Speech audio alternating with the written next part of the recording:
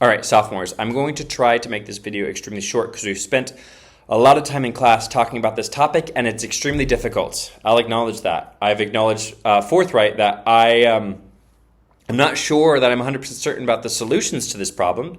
I recognize the problems. I'm not sure if the problems work to dismantle some of the things that we've been engaging in this class, but we've spent the last several days talking about the difficulty of creation and whether or not creation is necessary. Now, Aquinas and Augustine as well, too, I believe this is true for Augustine, but definitely Aquinas is going to say that creation is not necessary. But Aquinas is also going to say that God's will is necessary. And creation comes from God's will? How is that possible? Especially, how is it possible if God is simple? Now, you might also notice the problem that Eleanor Stump presented in the article that we read, which would suggest that, okay, if to have an accident is to have a quality that is not necessarily true in all possible worlds, and God may have not created in a possible world, then it seems like creation is some sort of accident of God or of God's will or something like that.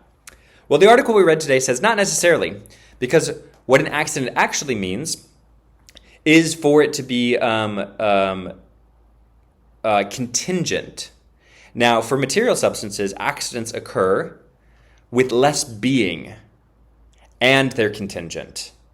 And she basically says, in God, accidents occur with full being, but they are still contingent.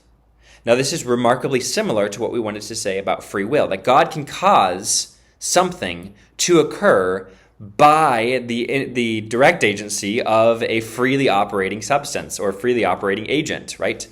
And so he causes free things to act by their nature, that is freely. He still causes them. He still even causes the effects that they produce in some way. Not in a way that would make him culpable of those things, but in a way that would at least make him knowledgeable of them and stuff like that. This is interesting. There might be a lot of room to critique here, right? It may just seem like this is going to boil down to saying that God has difference of will, such that some parts of his will are necessary, right? His goodness, his immutability, all these kind of things. And other parts of his will are contingent. And this is the biggest critique that I have of Stump's work. But she recognizes this. She's completely forthright with saying, like, this could be a potential problem.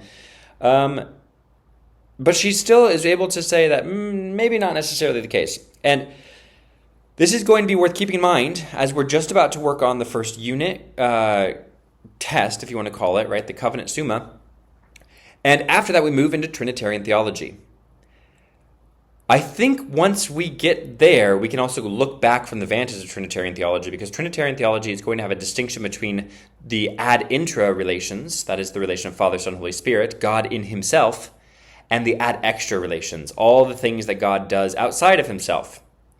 Now, if we could talk about that as far as God's actions, activities, and relations, I do think it makes sense to talk about his will in this way. But again, it's a really tricky issue.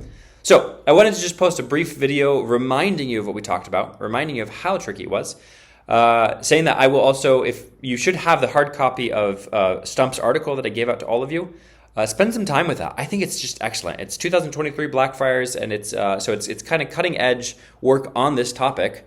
But I don't think she's saying anything new. Indeed, I read Thomas in very much the same way, and I read a lot of Christian theologians in the same way.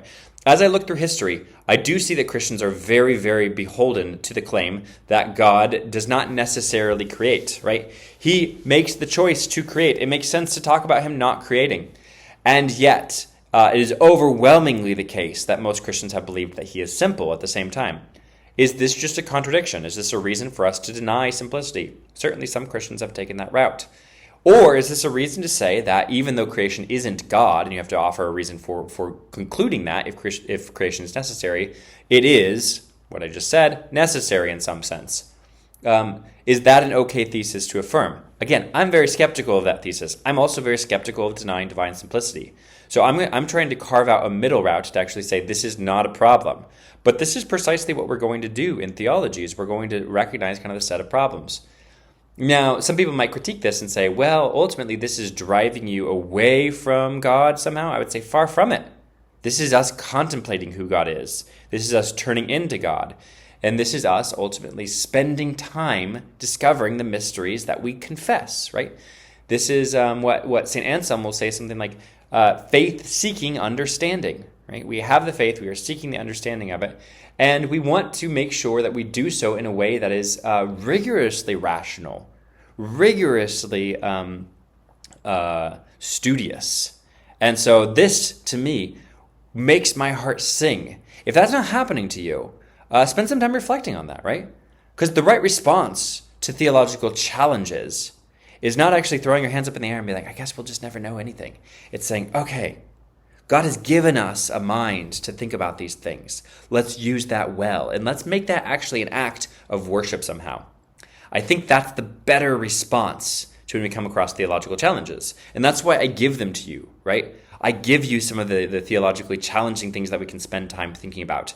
And I hope that high expectation or the confidence that I place in you by doing so is noted on you. You recognize that you're growing up. You're all near adults.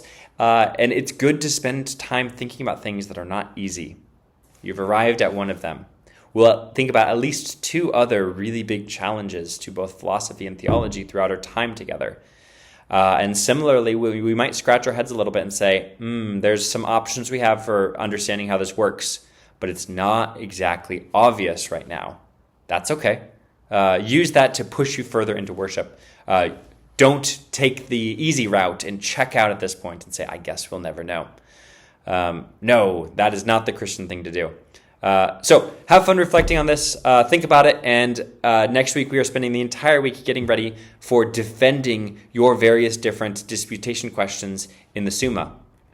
From there on out, we'll also start moving into getting ready for your final. Believe it or not, we're almost halfway through the term, which means that we need to start getting you ready for thinking about all of the various different topics that we've thought about systematically, because your final will be an oral exam where you just stand up and you answer a series of questions in a way that is cohesive and unified. And I'm going to point to some of the issues that will come up with this. So get ready for it. It's coming. You're not going to avoid it. So here we go.